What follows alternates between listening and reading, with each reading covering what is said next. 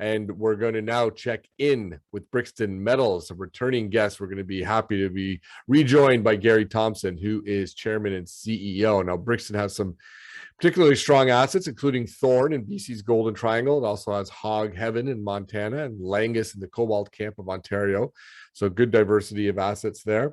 Now, as for Gary himself, he is the co-founder of the company. He has extensive experience in the industry with over 25 years of project management and resource exploration experience in precious metals, including oil and gas and geothermal power.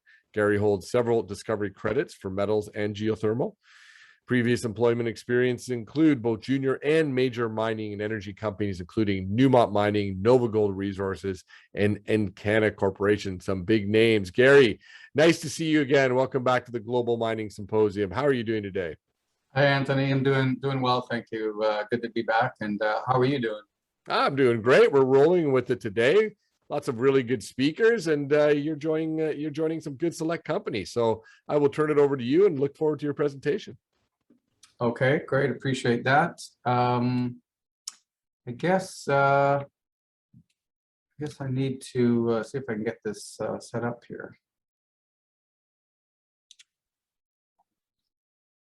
And no worries, just make sure that your presentation is open, and then you'll use the share screen button at the bottom of the Zoom screen. Yeah, and then just click on the presentation you want to share and hit the share button. Okay.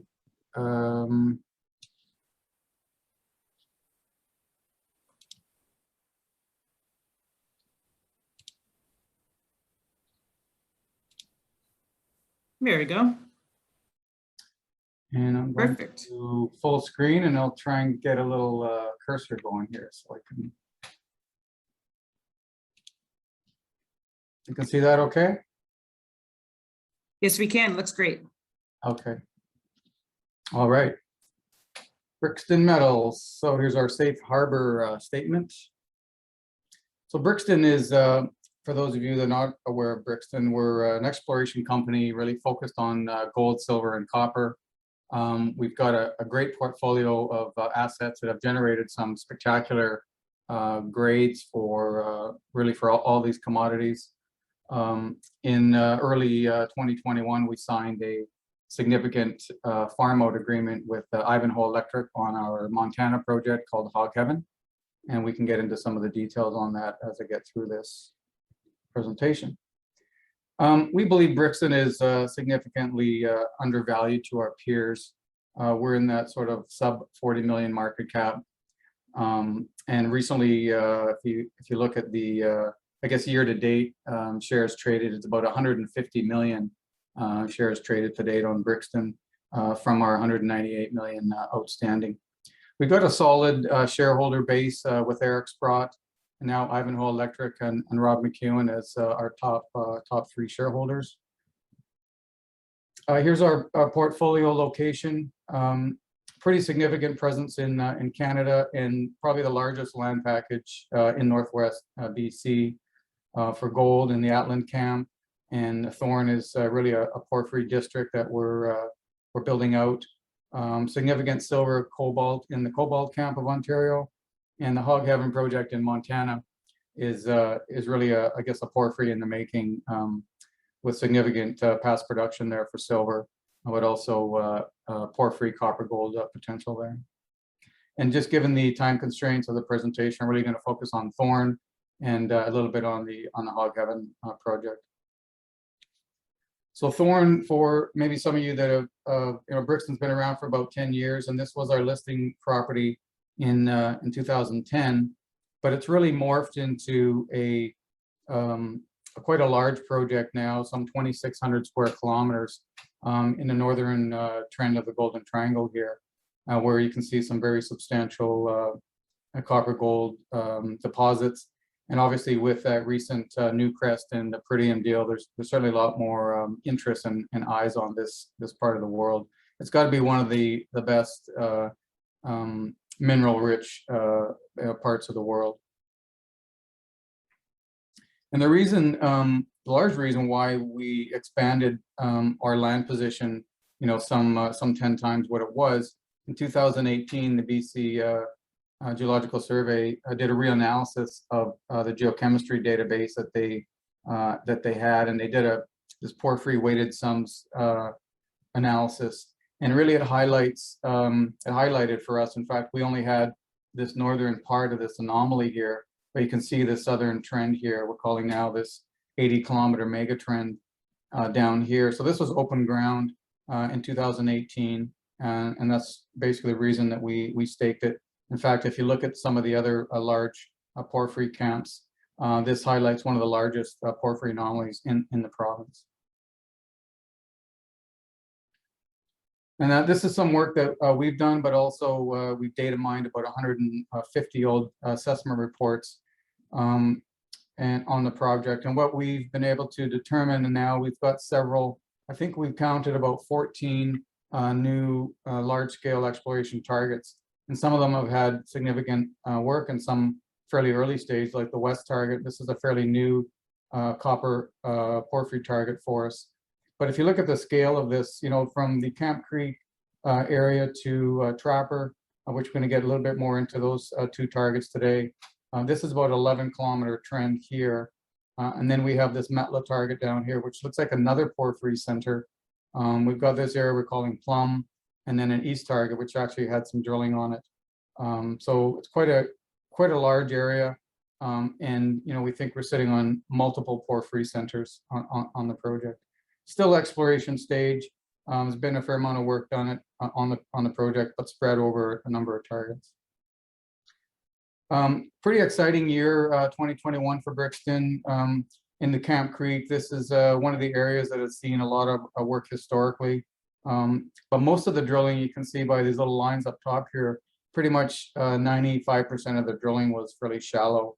And it's only been the last couple of years that we're now pushing further down into what we're seeing into porphyry mineralization.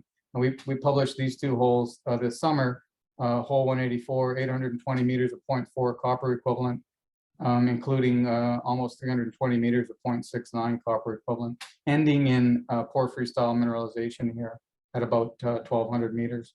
And then 286 meters away is this hole 183, which went down to 1336. And you can see quite a broad interval here, 550 meters of 0.5 copper equivalent. I think the important thing to note here is that, you know, we're onto a porphyry here. Yeah, it's deeper, but the objective here for us, we don't believe we're into the core of the porphyry yet. And we have the opportunity, we think, to wedge off somewhere where it really starts to get good in this, you know, 0.5 to 0.7 range, and wedge off into different orientations from these holes at these locations, and with the objective of tapping the core of the porphyry. And why that's important is because that's going to, if we can show that we've got a core here, which should be bornite rich, and about, you know, based on our assessment of porphyries, you know, about 60% of the porphyries have an enriched core. So think of philo mining type hole where they drilled, you know, 800 and some meters of 1.8% copper equivalent. So that would be the target for us. You know, we would anticipate starting to drill in this 0.5 to 0.7 range and continuing to drill down 500 to a kilometer in several orientations from I guess a few holes from select existing holes like this. So that's going to be an exciting 2022 for us to get back here and drill some big holes. So stay tuned for the Camp Creek porphyry. Here's some of the mineralization, what it looks like. It is copper dominant. We are seeing chalcopyrite over pyrite now at these depths, which is encouraging, and the significant amounts of gold, silver, and moly as well.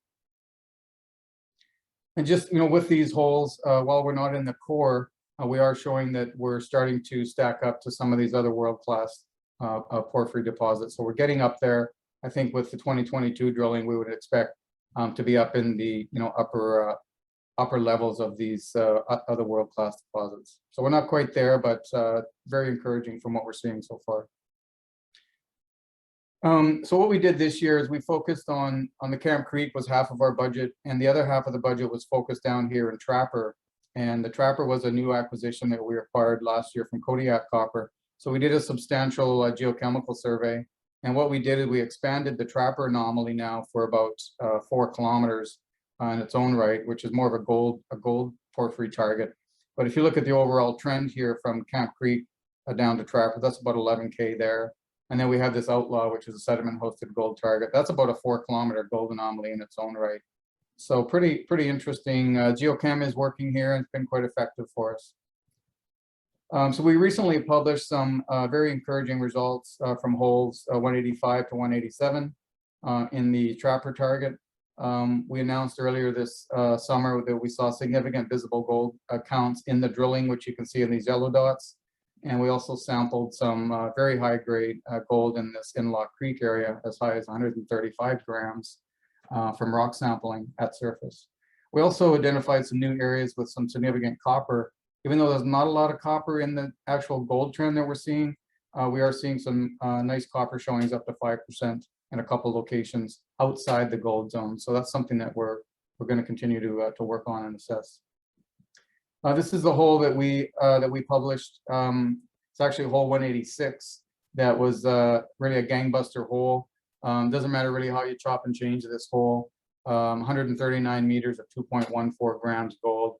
And then within that, there was 11 meters of 19 grams and a couple of flyer high grade hits here. What it looks like we're on this contact of these diorite porphyry in it with these mafic Stuhini volcanics, which are lapilli tuff. And we're seeing quite a variation in gold mineralization from disseminated into the porphyry to quartz stockwork zones, high sulfidation, low sulfidation. So it's still early days for us, trying to sort out what it is that we're sitting on here, but it's quite a compelling target and with some significant scale. So lots of room to grow this. This is a pretty exciting new development for us. Here's kind of what the visible gold looks like. You can see these looks like high sulfidation veinlets. We're getting some nice visible gold in with quartz veins and pyrite, but also with sphalerite and galena and pyrite as well. So quite a variation in styles of mineralization here with the visible gold. Just briefly on Hog Heaven, this was an asset that Brixton acquired in 2017. We paid $1 million in stock for this and spent a few million on working it up and some drilling. We did a bit of drilling, drilled about 7 holes in 2020, and we struck a deal with HPX, which is now Ivanhoe Electric, which is Robert Friedland's U.S. platform.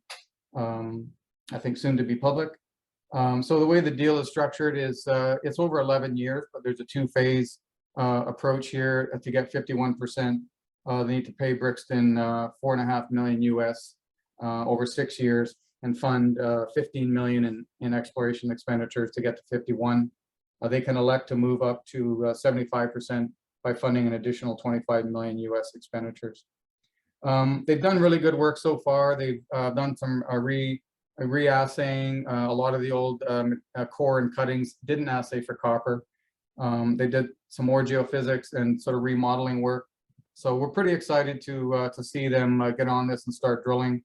It looks like we're dealing with a high sulfidation system and a porphyry copper gold system at depth here. So stay tuned for that. Hopefully they'll be drilling that in early 2022. I guess just in summary for Brixton, we've got a diversified portfolio of gold, copper, and silver projects in stable jurisdictions like Canada and the US. We have a strong shareholder base, and we believe we've got significant upside potential on all of these projects for major new discoveries. So with that, I can maybe turn it over for some questions if there are any. Excellent. Thank you, Gary. Well done.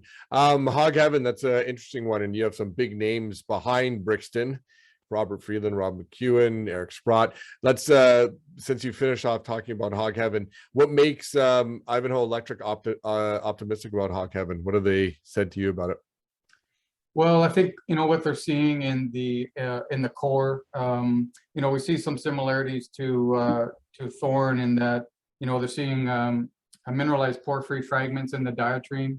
So we've got diatreme mineralization, and we have high sulfidation veins. It's very indicative of a porphyry system at depth here. And, you know, the copper historically there was, I think, overlooked. If you look at the previous mine plan, there was to focus on the gold and silver, mainly the oxide at surface. So they, I think, kind of overlooked on the copper. And so I think they believe, as we thought as well, is that there's a significant copper porphyry system here at depth. Okay. From the presentation, we can really see how you outlined that Thorn is really shaping into something. Looks like it could be shaping into something special there with those drill results. What target at Thorn, though, are you personally most excited about? Yeah, you know, that's that's a tough one. You got a lot of good targets, but I think really what's going to move the needle for us, really, it's where we're focusing the dollars. Trapper. We're getting some pretty substantial 139 meters of 2 grams of some nice high grade in there at surface, near surface mineralization. That's pretty exciting. But when you look at the Camp Creek target, you've got potential for, you know, a couple billion tons there potentially, and, you know, good economic grade. So, you know, we still need to, I think, prove that to the market. But yeah, it's a tough one. There's so many good targets there. We're excited about Metla too. We haven't done any drilling out there, but we're seeing, you know, what we're trying to find at Camp Creek, we're seeing at surface in Metla. We just haven't drilled it yet with bornite and, you know, some good grade copper porphyry style mineralization there. So we're going to try and do as much as we can with the budgets we have, but yeah, it'll be an exciting season. What percentage does Metla get of the budget for next year? Yeah, it's probably going to be on the lower side. I'm going to say probably 10-15% of the overall budget, just because we're more advanced on these other targets, Trapper and Camp Creek, whereas Metla we're just kind of getting going. Okay, very good. Well, look, at things are looking great for you guys, Gary. We love to see companies that are putting drills in the ground and generating the kind of results that you're doing right here in Canada. So congrats and continued success through 2022. Appreciate that. Thank you very much. Thanks so much, Gary. You have a great rest of the day. You too. Take care. Cheers.